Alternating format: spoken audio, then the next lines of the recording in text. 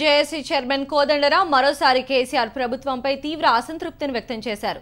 Professor Jayashankar వర్ధంతిని తెలంగాణ ప్రభుత్వం అధికారికంగా నిర్వహించకపోవడం తనకు బాధ కలిగించిందన్నారు. వచ్చే ఏడాదైనా ప్రభుత్వం చేసిన తప్పును సరిచేసుకోవాలని కోదండరాం సూచించారు. మల్లన్న సాగర్ ప్రాజెక్టు కోసం రైతుల నుంచి భూములను ప్రభుత్వం బలవంతంగా లాక్కుందని ఆగ్రహం వ్యక్తం చేశారు.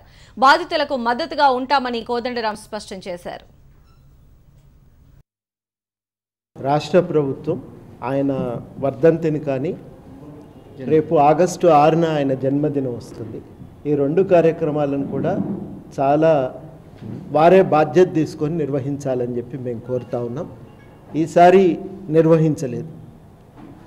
ఆ తప్పును సరిదిద్దుకొని కనీసం ఆగస్టు 6న వారి జన్మదిన కార్యక్రమాన్ని ఆ తర్వాత వచ్చేటువంటి మళ్ళీ వచ్చే సంవత్సరం నుంచి వారికి సంబంధించిన ఈ 2 రోజులను కూడా రాష్ట్ర ప్రభుత్వమే బాధ్యత తీసుకొని జరపాలని చెప్పి మేము కోరుతాం. అపరిష్కృత